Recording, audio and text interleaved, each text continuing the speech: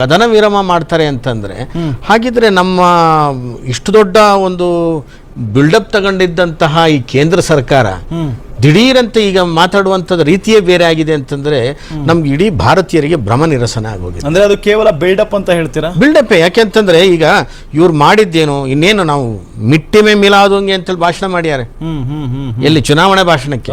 ಹಾಗಾದ್ರೆ ಚುನಾವಣೆಗೆ ಸೀಮಿತನ ಮೋದಿಯವರ ಭಾಷಣ? ಹಾಗಿದ್ರೆ 150 ಕೋಟಿ ಜನರ ಭಾವನೆಗೆ ಅರ್ಥ ಇಲ್ವಾ? ನಾವು ಎಲ್ಲಿವರೆಗೆ ತಯಾರಿದ್ದೇವೆ, ಹೋಗ್ಲಿ ಲಾಸ್ ಆಗ್ಲಿ ಪರವಾಗಿಲ್ಲ, ಓದದ್ ಕಲರೆ ಅನ್ಎಜುಕೇಟೆಡ್ ಬಾಡೈತವ ಹಾಗಂತೇಳಿ ಆ ಮಟ್ಟಕ್ಕೆ ವಿಕಾರಿ ಆಗುವಂತ ಅಗತ್ಯತೆ ನಮ್ಗೇನು ಈಗೇನು ಇಲ್ಲ. ಆದ್ರೂ ಆ ಮಟ್ಟಕ್ಕೆ ಬೆಳೆದ್ ನಿಂತಿದೀವಿ. ಅವ್ರಿಗೆ ಹೊಡೆಯೋ ತಾಕತ್ ನಮ್ಗಿದೆ. ಯಾರಿಗ ಸ್ವಾಮಿ ಇವ್ರು ಹೆದರ್ಬೇಕು? ಇವರು ಹೌದು ಯಾರಿಗೋಸ್ಕರ ಇವರು ಟ್ರಂಪ್ ಏನಾಗ್ಬೇಕು ನಮ್ಗೆ? ಅಜ್ಜನೋ ಅಪ್ಪನೋ ಏನ್ ನಮ್ಗೆ ಅವನು? ಹೌದು. ಅಮೆರಿಕಕ್ಕೆ ಯಾಕೆ ಹೆದರಿದ್ರು ಮೋದಿ ಅವರು? ಹೆದರಿದ್ರು ಅಂತ ನಿಮ್ಗೆ ಯಾಕೆ ಅನಿಸ್ತಾ ಇದೆ? ನಾವು ಹಾಗೆ ಅನ್ಸೋದು ಯಾಕೆ ಒಂದು ಗೆಳೆತನದಿಂದ ಟ್ರಂಪ್ ಅವ್ರು ಹೇಳಿದ್ದಾರೆ, ಹಾಗಾಗಿ ಅದಕ್ಕೆ ರೆಸ್ಪೆಕ್ಟ್ ಕೊಟ್ಟಿರ್ಬೋದಲ್ಲ. ನೋಡಿ, ಗೆಳೆತನಕ್ಕೆ ಅಲ್ಲಿ ಹೋಗಿ ಊಟ ಮಾಡ್ಲಿ, 15 ದಿನ ಇದ್ದು ಬರ್ಲಿ. ಯುದ್ಧ ಇದು. ಪಾಕಿಸ್ತಾನಕ್ಕೂ ನಮಗೂ ನಡೀತಾ ಇರುವಂತದ್ದು ಮರ್ಯಾದೆಯ, ಸ್ವಾಭಿಮಾನದ, ಸಾರ್ವಭೌಮತ್ವದ ಪ್ರಶ್ನೆ ಆಗಿ ನಿಂತಿದೆ. ಇಷ್ಟು ವರ್ಷ ನಾವು ಅನುಭವಿಸಿದೀವಿ, ಹೌದಾ? ಇದ್ರ ಮಧ್ಯದಲ್ಲಿ ಹಾಗೆ ನೋಡಕ್ ಹೋದ್ರೆ ಇವ್ರು ಮುಂಚೆ ಮಾತಾಡಿರುವಂತದ್ದು ಏನು?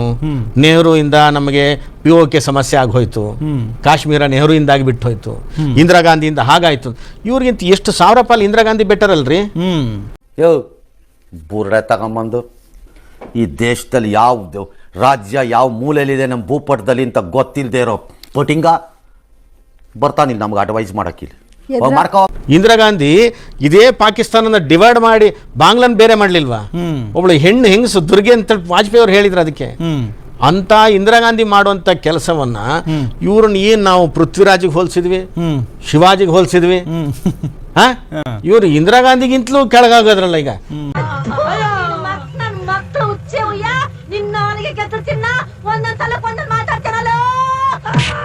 ಕಾರಣ ಏನು ಅನ್ನೋದು ಈ ದೇಶಕ್ಕೆ ಕೊಡ್ಬೇಕೀಗ. ಯಾಕಾಗಿ ಕದನ ವಿರಾಮ ಮಾಡಿದ್ರಿ ಏನು ಅನ್ನೋದನ್ನು ಕೊಡಬೇಕು. ನಮ್ಗೆ ಅನಿಸೋ ಪ್ರಕಾರದಲ್ಲಿ 2 ಬೇರೆ ಬೇರೆ ಆಫರ್ಗಳನ್ನು ಟ್ರಂಪ್ ಕೊಟ್ಟಿರ್ತಾನೆ. ಏನಂತಂದ್ರೆ, ಈಗ ಫಂಡ್ ಕೊಟ್ರಲ್ಲ ಪಾಕಿಸ್ತಾನಕ್ಕೆ, ಫಂಡ್ ರಿಲೀಸ್ ಮಾಡ್ತೀನಿ ನಾನು ಹೇಳಿದಕ್ಕೆ ಒಪ್ಕೋಬೇಕು ಅನ್ನೋದನ್ನ ಪಾಕಿಸ್ತಾನಕ್ಕೂ ಒಂದು ಆಮಿಷ ಹಾಕಿರ್ತಾರೆ. ನಿನ್ ಮೈಂಡ್ ಅಲ್ಲೇ ಲೆಕ್ಕ ಹಾಕ್ಬಿಟ್ಟ ಬಿಡಿ. ಒಂದ್ ಕಡೆ ಅಮೆರಿಕಕ್ಕೆ ಮೋದಿ ಅವರು ಹೆದರಿ ಈ ರೀತಿಯಾದಂತ ಡಿಸಿಷನ್ ತೆಗೆದುಕೊಂಡ್ರು ಅಂತ ಹೇಳ್ತಾ ಇರೋದು ನನಗೆ ಆಶ್ಚರ್ಯ ಆಗ್ತಾ ಇದೆ.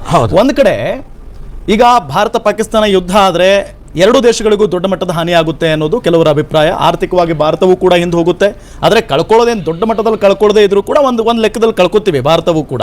ಹಾಗಾಗಿ ಯಾಕೆ ಈ ಸಾವು ನೋವುಗಳು ಬೇಕು? ಮಾತುಕತೆ ಮುಖ್ಯನ ಬಗೆಹರಿಸಿಕೊಂಡ್ರೆ ಸಾಕು ಅನ್ನೋ ನಿಟ್ಟಿನ ಡಿಸಿಷನ್ ತೆಗೆದುಕೊಂಡಿರ್ಬೋದಲ್ಲ. ಮತ್ತೆ ಅಷ್ಟು ಮಾಡೋದಾಗಿದ್ರೆ ನಾನು ಅದನ್ನೇ ಅವಾಗ ಹೇಳಿದ್, ಈ ಬಿಲ್ಡಪ್ ಯಾಕಬೇಕಾಗಿತ್ತು? ಈ 3 ದಿನದ ಇಷ್ಟು ಗಲಾಟೆ ಹಾಕ್ಬೇಕಾಗಿತ್ತು? ಮಾತುಕತೆ ಕರ್ಸ್ಕೋಬೋದಾಗಿತ್ತಲ್ಲ ಅವಾಗಲೇನೆ. ಒಂದ್ಸರ್ತಿ ಆಯ್ತು, ಒಂದು 9 ಕಡೆ ನಾವೊಂದು ಬಾಂಬಿಂಗ್ ಮಾಡಿದ್ವಿ, ಮುಗೀತು.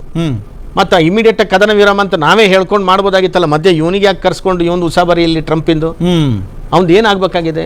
ಅಥವಾ ಅವನಿಗೆ ಯಾಕೆ ಈ ಗೌರವವನ್ನು ಕೊಟ್ಟು ಇವ್ರು ಒಪ್ಪಬೇಕಾಗಿದೆ ಅಲ್ವಾ? ಅಲ್ಲ ಸರ್, ಇಷ್ಟೆಲ್ಲ ಬುದ್ಧಿ ಇದೆಯಲ್ಲ ನಿಮಗೆ, ಹೊಟ್ಟೆಗೆ ಏನ್ ತಿಂತೀರಾ?